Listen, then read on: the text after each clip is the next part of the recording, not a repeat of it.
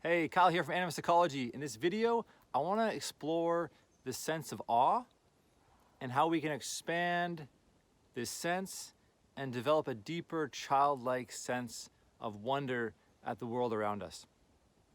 So awe is this really interesting emotion we feel when we're in the presence of something vast and novel, unpredictable, complex, something that has this mysteriousness. And awe is often characterized as this combination of surprise and fear.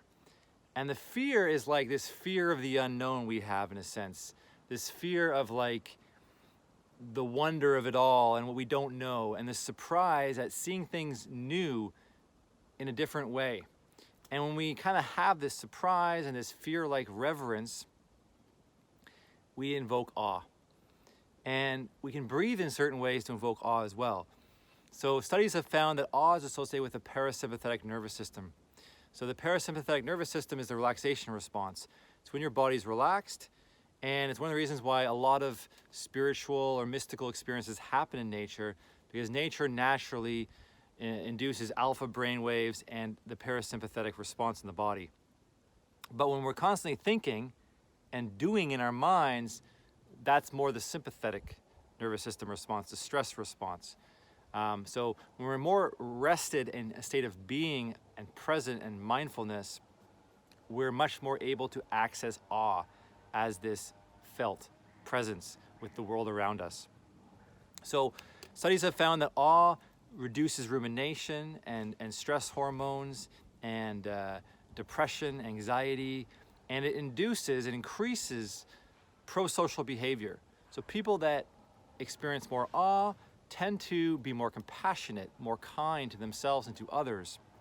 And it's also found that people, after having awe experiences in nature, have this better pro-social perspective on people that think differently than them, particularly with political beliefs. And there's been some studies on how people that are maybe liberal are more able to be compassionate toward conservatives and conservatives toward liberals. So something that's very important today, where people are becoming more and more polarized and not seeing the common ground that we all share. So awe is really interesting. And another study looked at older people that were dealing with stress and physical problems, and told them to do a daily awe walk for 15 to 20 minutes. And another group was told to do it as well, but the group that was told to really explore awe and how it felt to them, and places where they induced awe, like gardens and lookouts and beautiful forests and flowers. People that actually had more of the focus on awe had significantly lowered stress responses and lowered anxiety and depression and increased energy and well-being and improved sleep. So we can cultivate awe by seeking out the things in life that give us awe, that invoke it in us.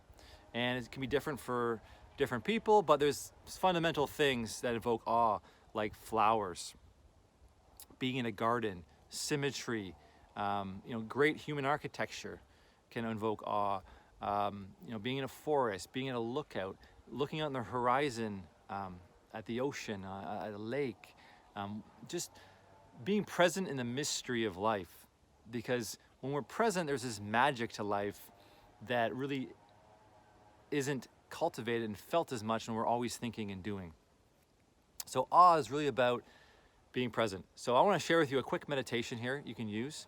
You can just sit somewhere in nature, and you can really tune into your senses. So you can listen to this in the forest, or if you're inside right now, which you probably are on YouTube, you can just visualize with your eyes closed and imagine you're in nature, which also has a huge effect. So inducing awe through visualization and dreamlike states, trance states like theta, low alpha states, is found to have very similar effects to actually being in nature. And similarly, awe induced through virtual reality nature experiences is also found to be very effective. But there's other benefits we get being out in nature, so obviously I'm a big believer in spending as much time as we can unplugged in the forest too at times too. So close your eyes and I'll guide you through this process. So we're more likely to feel awe when we feel presence, and this living presence is aliveness in our body. So you want to really tune in to your body. When I'm out in nature and doing a sit spot meditation, I like to have my shoes off, my bare feet pressed against the ground, somewhere where my back's supported, like a bench or a rock, or somewhere I can sit up against a tree. And when you're grounded to the earth, the stress and tension in your body can just melt away into the earth. You can ground yourself. It's a very powerful practice. So if you can do that, that's great.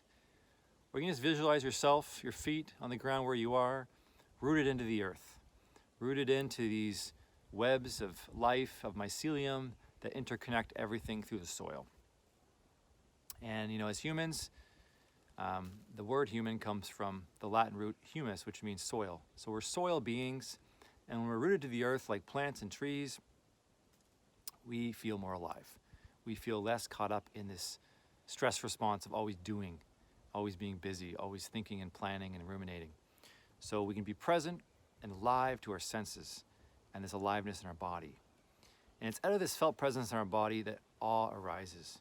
And just being very present with ourselves, we can start to feel this awe of just being alive, just this miracle, this mystery of being a person in this interesting and strange and mysterious world. So just notice how you're feeling in your body. Now, if you're in nature, you can look at the forest around you. If you just want to visualize, that works great too. Just notice the trees, the patterns of the bark, the colors, their shape, the structure. So trees are fractal. It's a pattern that's seen throughout nature in how energy flows and creates life. So just notice how energy has flowed over years and decades to create trees around you. Notice the canopy, the tips of the canopy reaching up to the sun to get light, the leaves or the needles in the trees. And notice the play of the trees moving in the breeze against the blue sky. And notice with your depth perception how far you can see in the distance in the horizon. The far away blueness of the sky, way up into the atmosphere. Up there is almost infinite space.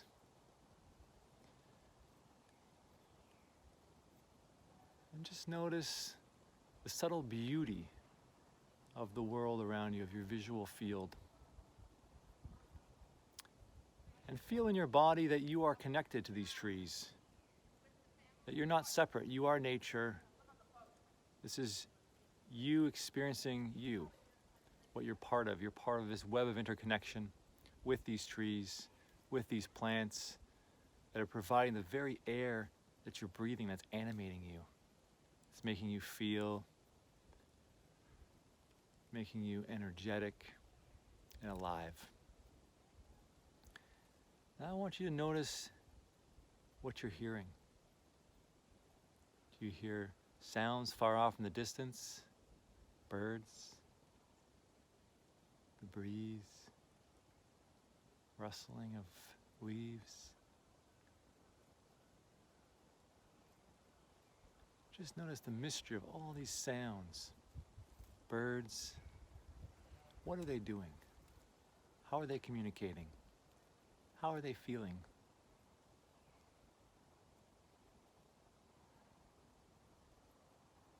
And then notice touch. How your skin is touching and sensing the world around you. The temperature of the air, the clothes on your body, the breeze touching your face. These mysterious elements all around us that give us life. Life originates in the sun, in light that travels across the solar system. And then it's photosynthesized by plants and trees, creating fruit and nuts and edible plants that provide the foundation of the food chain. And then there's earth that everything grows in.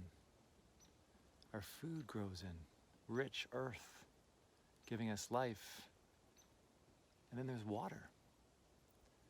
Most of us is water. Water is essential to life. But all these elements together give us life. When we have more exposure to these elements in a pure natural form, the more life we have.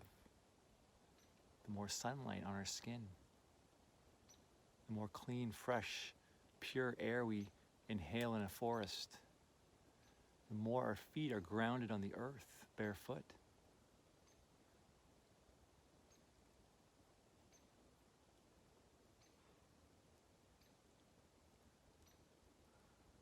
So just be present with the aliveness in your body and see if you feel awe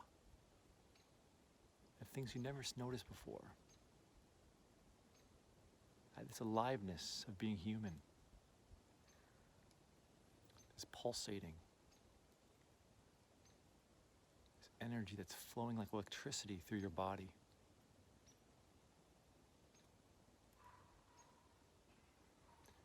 There's often a breath signature of awe. Often when we experience a deep state of awe, we'll breathe in, we'll hold the breath for a moment, and then we'll breathe out very slowly. So I find for inducing deeper awe, you want to be in a deeper parasympathetic state. So the way to do that is to extend the exhale. So you breathe in for 4, you hold for 2, and then try breathing out for 6.